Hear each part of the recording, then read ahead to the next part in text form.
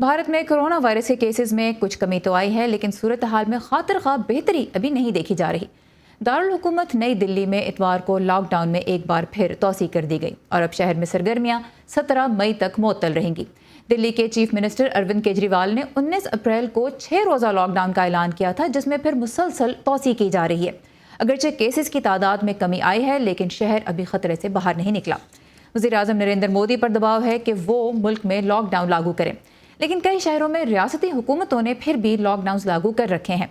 IT का मरकज समझे जाने वाले शहर बेंगलोर में देखा गया कि पुलिस एहलकार कारोबारी बंदिश की खिलाफ वर्जी करने वालों को उन पर लाठियां बरसा रहे थे और उनको सोटियों से मार रहे थे। पंजाब की अगर बात करें तो वहाँ वैक्सीन मराकज़ पर लोगों की बड़ी लंबी कतारें देखी जा रही हैं, लेकिन समाजी फासला ना होने के बराबर है। भारत में अब तक आबादी का सिर्फ 2.5% हिस्सा ही वैक्सीनेट हुआ है, जबकि बाज़ मीडिया रिपोर्ट्स के मुताबिक मुल्क के पास सिर्फ चंद दिन की वैक्सीन सप्लाई बाकी है।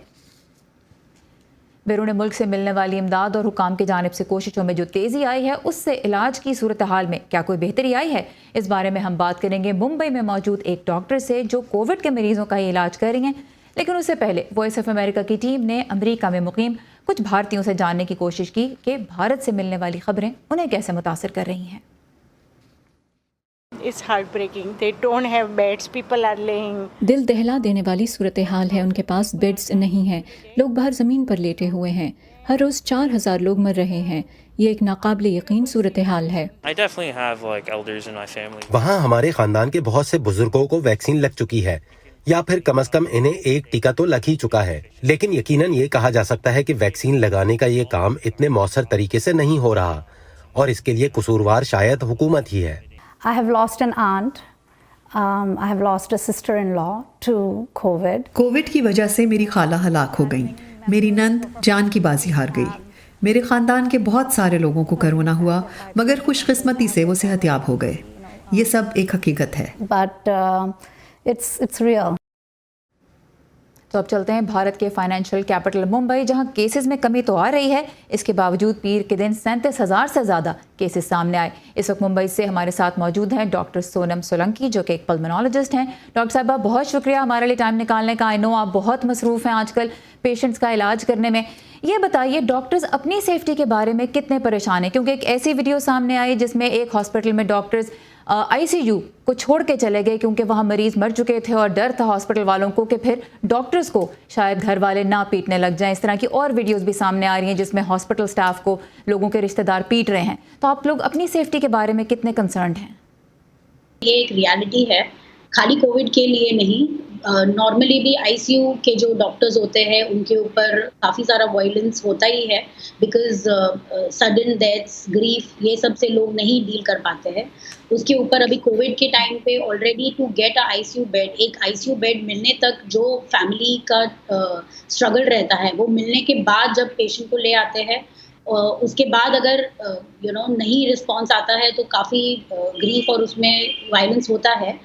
दूसरी चीज़ है कि ये सेकेंड वेव ऑफ कोविड में जो यंगर जनरेशन है, पहले ऐसा था कि सीनियर सिटीजन्स है जिनको कोमॉर्बिडिटीज़ है, डायबिटीज़, ब्लड प्रेशर, सिर्फ उन्हीं को सीवियर निमोनिया हो रहा है, वही लोग वेंटिलेटर पे जा रहे हैं, बट यंगर लोग भी जा रहे हैं।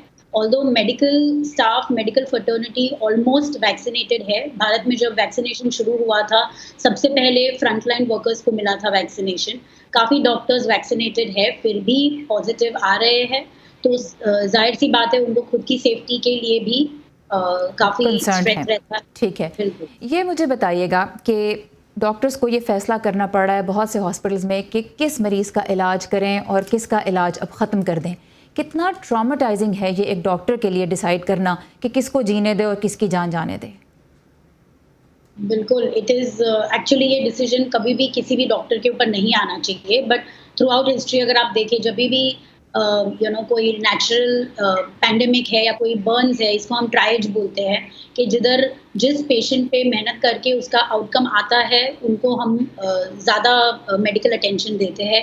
इफ़ वी नो दैट ये पेशेंट पे आप सब रिसोर्सेज यूटिलाइज करें फिर भी उनका आउटकम नहीं आएगा, तो sometimes we have to unfortunately हमको डिसीजन लेना पड़ता है कि अभी इसके ऊपर और करके मतलब नहीं है। And it is psychologically and emotionally काफ़ी ट्रॉमेटाइजिंग रहता है, but it's a part of the job. So पहले से ही इसके पर ट्रेन नहीं, बट वी नो कि ये कभी कभी हमको करना अच्छा, ये बताएं कि अब हमने देखा कि भारत में ऑक्सीजन ट्रेन्स चलाई गई, ऑक्सीजन की सप्लाई को इम्प्रूव किया जा रहा है, इंटरनेशनल कम्युनिटी जो है वो एड भेज रही है, तो आप कोई इम्प्रूवमेंट देख रही है सूरत हाल में?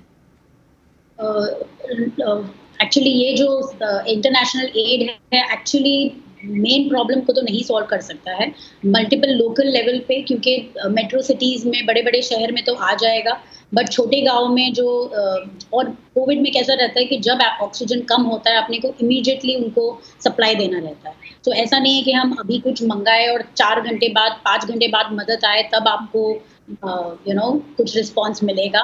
तो सब तरीके से हमको एफर्ट्स डालते रहना पड़ेगा। जितना इंटरनेशनल हेल्प मिलता है अच्छी बात है, बट लोकल लेवल पे लोकल जो टियर 2 टियर 3 सिटीज़ है वहाँ पे भी लोकल सप्लाई को इम्प्रूव करना काफ़ी ज़रूरी है और हर हॉस्पिटल में जुडिशियसली ऑक्सीजन यूज़ हो रहा है। आपका अपना इस वक्त एक्सपीरियंस कैसा है, क्योंकि अब थर्ड वेव की एक बात हो रही है, तो आप क्या देख रही हैं कि थर्ड वेव हैंडल हो सकेगी और वो सेकंड के मुकाबले में कैसी होगी? अगर आप ब्रीफली इसका जवाब मुझे दे दें, because running out of time. Yes, no, third wave सिर्फ गवर्नमेंट, सिर्फ डॉक्टर्स और मेडिकल नॉलेज के ऊपर नहीं डिपेंड करता है। I would just like to highlight, third wave लोगों के बिहेवियर के ऊपर भी डिपेंड करता है। सही समय पे जब पॉसिबल है वैक्सीन ले लीजिए, और जो हमने 1 साल में सीखा है कि सिम्टम्स आने पर आइसोलेट होना है, जो है मास्क पहनना है, वो कंटिन्यू रखना। तो जो प्रैक्टिसेस एस्टैब्लिश्ड हैं उन्हीं को कंटिन्यू रखना है। डॉक्टर सोनम सोलंकी, पल्मोनोलॉजिस्ट, हमारे साथ थी मुंबई से। बहुत शुक्रिया आपके वक्त का, and best of luck to all of you and your fraternity.